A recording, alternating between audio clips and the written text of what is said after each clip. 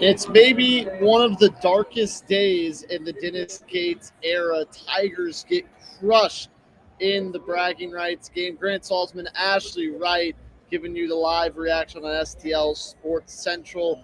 And Ashley, it is the biggest blowout in Bragging Rights game history. Tigers lose by almost 50 points to the Fighting Illini. Your takeaway from a dismal performance by the Tigers?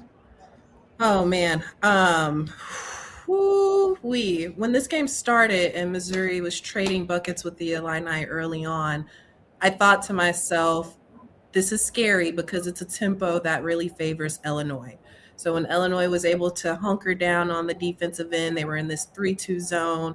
Miz couldn't get past the perimeter and get past the Illini guards. And that's really when it started to open up and really favor Illinois. I would say after maybe the first 5 minutes of that first half, it was all Illini. Yeah, it was all Illini. Tigers, I would say, hung around for about 10 minutes, had some inspired shooting from Anthony Robinson and Jacob Cruz. But after that, no defense was being played. In the first half alone, I counted over 15 just wide open shots for Illinois, and they were making them. They shot 50% in that first half compared to Illinois shot 50% in the first half compared to 27% from Missouri. The half-court offense was dismal all day for the Tigers, Ashley. Yeah, like I said, Illinois was able to sit in the 3-2 zone, and the Tigers had a tough time with ball movement. You get out of a zone by moving the ball, and so since Missouri was so stagnant, the Illini was able to just sit home and defend just sitting in that zone. So again, it was hard for Missouri to slash, and anytime they got to the post, they were met with a block party. Ivicic did not there was nothing that he allowed in the paint. He had 3 out of the 8 total blocks for the Illini. So just all around a great effort defensively for the Illini and a tough night offensively for the Tigers. Yeah, last time Mizzou played Big Z, he was with the Arkansas Razorbacks, had a nice game against them then in Fayetteville. Now he dominates this one in St. Louis as well. ILL from Chad Grimm, 4851. Mizery. That is what it felt like here at the Enterprise Center. I from Aaron D. Another comment from Chaotic Destiny. I keep telling people and they don't want to listen. Gates is a horrible coach. The talent this team has is being wasted by this horrible coach. And actually, that is one of the big takeaways I think some Missouri fans are starting to learn or starting to feel is that Dennis Gates might not be all that as a coach. He's a great recruiter, but not quite the coach that a lot of fans have thought. What is your take on the Dennis Gates situation as we stand right now? Yeah, tonight didn't help him. The team definitely looked unprepared. It looked like they were rattled by the different looks that the Illini was throwing defensively, and they just weren't able to really shake it. It was tough to get into an offensive rhythm after that first 10 minutes that we talked about. And again, just not prepared coming into this game. It was a major game, and it just looked like Mizzou just walked in having had a game plan created this morning almost. Yes, it was obvious that Brad Underwood and his staff spent the week off after a tough loss in Nebraska scouting for the Missouri Tigers. It looked like there was no prep for Missouri against Illinois. There was no game plan. The game plan right away was you pressure the ball, double teams pressure the ball, and when you do that, you have to force turnovers. They only forced 11. They didn't create very many fast break opportunities, and when you don't do either, you give up wide open shots, and Illinois was hitting all of the wide open shots. I think the game plan was terrible. I know that's what Mizzou likes to do, but very rarely have I seen them pressure like that. I thought the game plan was awful. I thought there was no defense being played, and the half-court offense is one of the worst things I've ever watched in basketball because there is no half-court offense happening. I don't believe there was one play ran the entire night from Missouri. Yeah, it was a lot of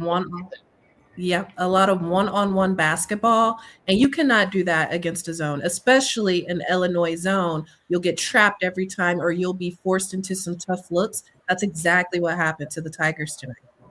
Yeah, Illinois knows Mizzou can't shoot, and that's why for the first 10 minutes it was a close game because the Tigers were making their shots, and after that is when some things fell apart. So as a whole, do you think there's a world where Dennis Gates is not the coach of Missouri next year if things go as far south as maybe they did last year, 2 years ago, pardon me, and they go 0-18? Yeah, this game didn't help. And the conference schedule coming up, if Dennis Gates can't get it together, I do feel that Missouri will definitely take a deep look at this head coach position, and he could be in trouble. Yeah, I think, though, one thing, and this is part of the reason why I believe Dennis Gates still has a job at Missouri, is that his recruiting classes have bought him job security. They didn't want to fire him in 2023 because of the job or because of the recruiting class coming in. They gave him an extra year. He makes the NCAA tournament. This year, it appears will be dreadful. But you have the number one overall recruiting class in the country with maybe the top player in the class in Jason Crow Jr. You're probably going to get a chance with those guys. And next year might be good, and he might buy himself another year. But what's so apparent is that Jason Smith-Peters was crucial to coaching the big men. Losing him to Cleveland State is a huge loss right now. They lost a couple assistants in this recent coaching cycle, and the defense looks like a night and day difference compared to last season. I think Dennis Gates relies heavier on his assistants than we realize, and right now it's just something's got to change. You got to change something up because, I'm sorry, losing 91-48, I know Dennis Gates likes to preach his system and things will work out if we do this, this, and this to get better. You got to find a way to change something to at least make these games competitive because getting blown out like this isn't going to do anything for you. No, and I love that you mentioned the post play. Mizzou was 4 of 12 in layups tonight. That is not going to cut it, especially when you're shooting 30% from the field. You have to convert at the hoop.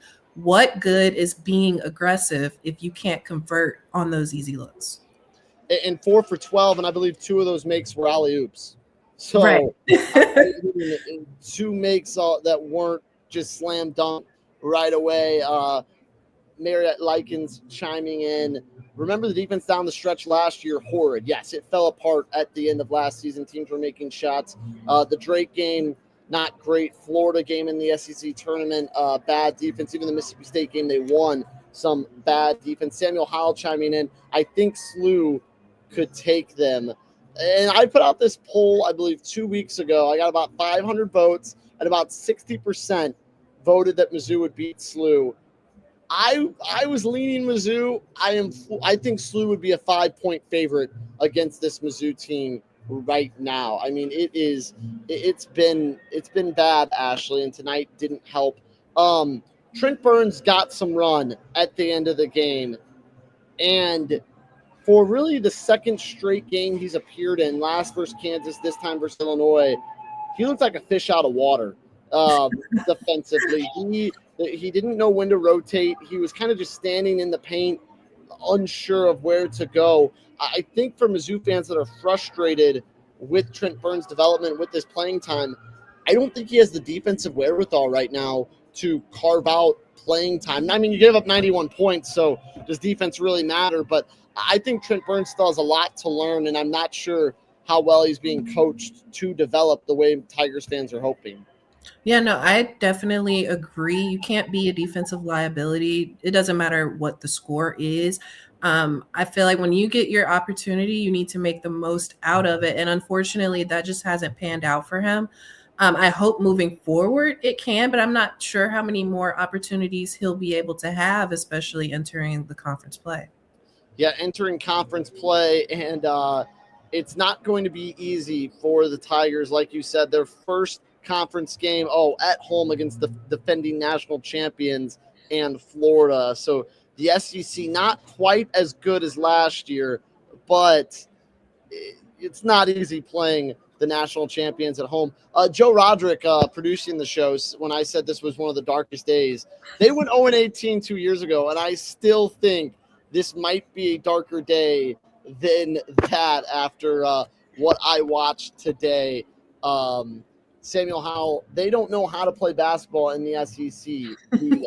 I'll say this, Samuel. I would be shocked if they go 0-18. I think the team might be just as bad as that team 2 years ago, but there's some really, really bad teams in the SEC this year. LSU, South Carolina, even A&M is gettable this year. There's some awful teams in the SEC. Shame on Dennis Gates for this pathetic team. I think that's what's frustrating is because the team has size, and they're getting dominated defensively and out-rebounded. They have some talent. Mark Mitchell is a guy, an all-SEC player. Anthony Robinson is an NBA prospect. Jacob Cruz is supposed to be this shooter. Sean Phillips is supposed to be a beast defensively. I know I just said there might be less talented than that team 2 years ago, but they have more dudes than that team 2 years ago, and they look like this, Ashley. Yeah, 27-5 in second chance points tonight. Why? If the size is there, the talent is there, where does the inability to crash the glass come from? I think one, it's effort, and two, it has some to do with the coaching and where they are positioned on the floor. You have to maximize the talent, and obviously tonight that wasn't the case. Yeah, and I think it's part of Missouri is so out of whack with their rotations, especially when they're double teaming. And they have the guys to be great, at that point defensively, kind of up top and pressing the ball hard. They just refuse to play that way. They have a couple of guys who could be really dangerous up there. I think Honor Boateng, Anthony Robinson, and they kind of switched their identity almost, it seems like. Instead of jumping passing lanes, they're almost putting more pressure on the ball handler, which is a little bit of if you think of Dennis Gates' first team with DeMoy Hodge, it was all, let's jump the passing lanes, put pressure on the ball handler with one guy, get two or three other guys to crash the passing lanes. And hey, if we miss one and give up a wide open three, that's fine. But now Mizzou's getting got with being out of rotation. And then when they do miss wide open shots, the other team, they aren't in the spot position to grab rebounds either. So to your point, 22-5 on the second chance scoring opportunity. I think a big thing too, Ashley, is if you watch how Illinois versus Mizzou handles off-ball screens, it's a night and day difference. Mizzou, when they're on defense and an off-ball screen was set on them, everything was out of whack. There was an open shot for Illinois every single time where Illinois is fighting over the off-ball screens. They're rotating, they're communicating, they're not giving up points to Missouri. Yeah, tonight was the kind of night where it was just like, kudos to Illinois for even setting off-ball screens. Mizzou literally was just standing in place, playing one-on-one isolation basketball against a zone. That does not work. Samuel, good call out. You have to definitely communicate when those screens are being set. Hedge, switch, whatever the case may be. There was no communication tonight. Obviously, the Illini able to get a lot of open looks. Wagler lit them up from beyond the arc, hitting 5 threes tonight. And it's just all to do with the communication on defense. And maybe Illinois' best player, Stojakovic, was hurt for the last 10 minutes of the half, and they almost were better without Stojakovic on the court. Yeah. He played hardly a role in the second half. It's eerily similar to Darren Peterson being hurt for the entire second half for Kansas, and Mizzou still gets dominated. I want to tell you a little bit about Home Bank. Mizzou Central Postgame is brought to you by our business banking partners at Home Bank. From business lending to everyday banking, Home Bank has been with us since day one as a trusted partner. Business isn't just about numbers, it's about relationships, and with Home Bank, those relationships make all the difference. Home Bank is the team beyond our team at STL Sports Central. Visit myhomebank.bank or call 855-577-2001. And Home Bank brings us the money moment of the game, brought to you by Home Bank, the team behind our team at STL Sports Central. Ashley, what is your money moment of the game? What is the moment it went all wrong for the Missouri Tigers? I think definitely the moment where the Tigers switched to a 1-3-1 zone and the Illini was able to pass out of it. Mirkovic gave an alley-oop to Ivasic, and that was the moment where momentum shifted in the first half. Yeah, I'll go for mine. I'll go in the second half. Missouri's kind of hanging on to a thread of hope, and Missouri's been absolutely dreadful in second halves so far this season. Outscored by 16 in the first, outscored by 27 in the second. And they give up an 11-3 run right out of the second half start. Hopefully you're hoping Dennis Gates can get his team fired up. They're the one that goes on the 11-3 run, cuts to single digits, force an Illinois timeout, and instead they give up 9 straight points. And that's really all she wrote in this one, Ashley. Definitely. It's just, again, kudos to the Illini for being able to play some sound basketball. But unfortunately, like we said earlier, Mizzou just wasn't quite ready for what the Illini had to throw at them tonight. And as we kind of zoom out, where's the positive for Mizzou? I guess if I had to give a positive tonight, Sebastian Mack played well. 25 minutes, 17 points, 6 for 11 from the field, 3 threes, 2 free throws made, couple boards, played fine defense, had a steal. I mean, it's off the bench. It's what you want to see out of Sebastian Mack. It's the guy they were hoping for when they got him in the portal. Maybe you thought Jaden Stone would be that guy for Missouri, and it ended up being Sebastian Mack with Stone out. That is at least a positive for the Tigers. Yep, I agree. That's the exact bright spot that I was going to highlight tonight. Kudos to Mac. 3 for 3 from beyond the arc, like you said. That was a big uplift. 17 points, too. That momentum off the bench will be big for the Tigers when they're able to play collectively. So now if we look at it, what's the outlook for Missouri? I mean, your dreadful non-conference schedule. I mean, you go 10-3, but really the 3 games that you kind of needed to win for resume builders, you have 2 awful losses to Quad 1 teams and a loss on the road to Notre Dame, who just lost to Purdue Fort Wayne, a game you were up by, I believe, at 17 at one point. So where does Missouri move from here going into the new year in SEC play? Well, there's a lot on the tape that they can learn from. So that is a really good way to phrase it. Yeah, I think you definitely hone in on what went wrong in this game, and you just build off of that. Obviously, defensively is a sector of Missouri Tigers basketball that needs to be fixed. And then you just, again, build off of that, kind of take it back to the offensive side of the ball, get waste where you could get Mitchell free and not just rely on his ability to get downhill, but really allow those guards to get involved too, to kind of take the pressure off of him. So if he's in the post area and needs to kick it out, he can. They're available. Yeah, Samuel says, it's the SEC. Have a great conference record and you'll get in that large bid. I mean, Samuel, you're right. But right now this team probably has to go 11-7 in the SEC to get in that large bid. Like, that 11-7 would most likely do it. 10-8, you'd probably be right on the bubble.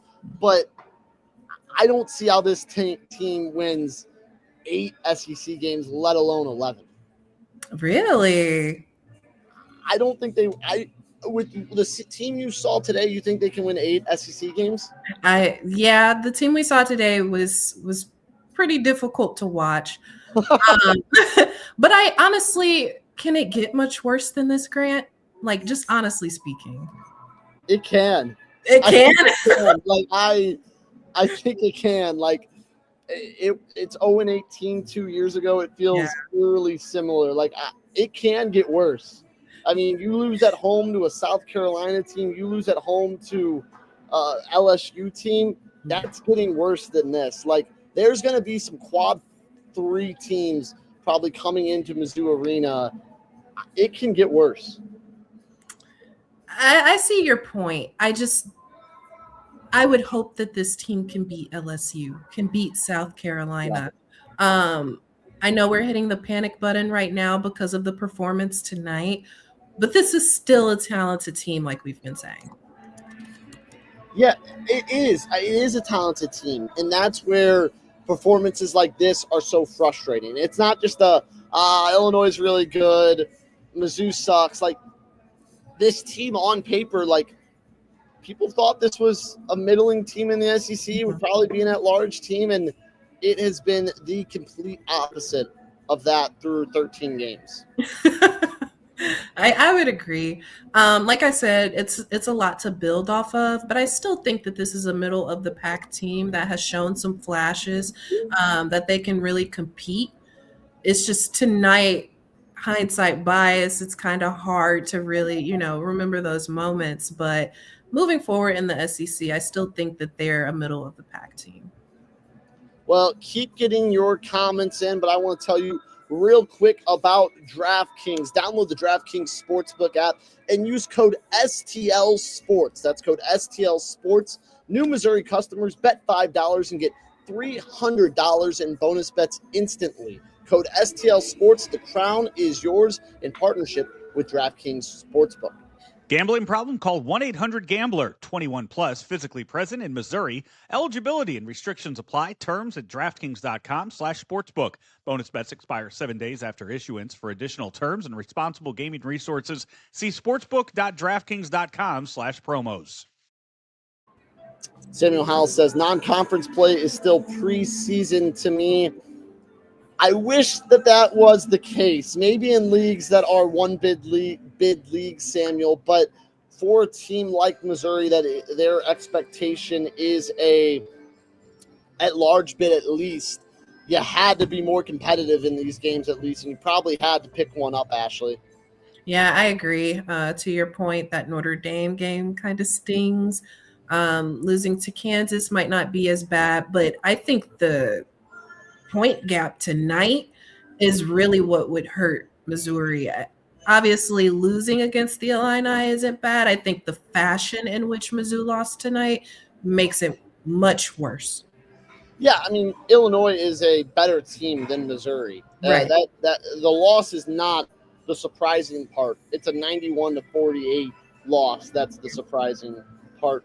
And losing to Kansas is always bad. Doesn't matter how good or bad each team is. So some housekeeping. Anthony Robinson II hobbled off the court midway through the second half. He returned. So that is some good news. Didn't add to the horror show for Mizzou. But Mark Mitchell, he left the game and was saying apparently to some reporters who were on the court that his back locked up. So hopefully nothing serious. Missouri's off till January 3rd, so you would hope that Mark Mitchell would be ready to go against the Gators. Anthony Robinson finishes with 12. Sebastian Mack, 17, leads the way. Those are the only double-digit scorers for Missouri. Mark Mitchell, who's averaging close to 19 points a game, scores just 5. That felt like Illinois' priority was to take away Mark Mitchell in this game. Yeah, as it should have been. He's at the top of every scouting report that the Tigers face.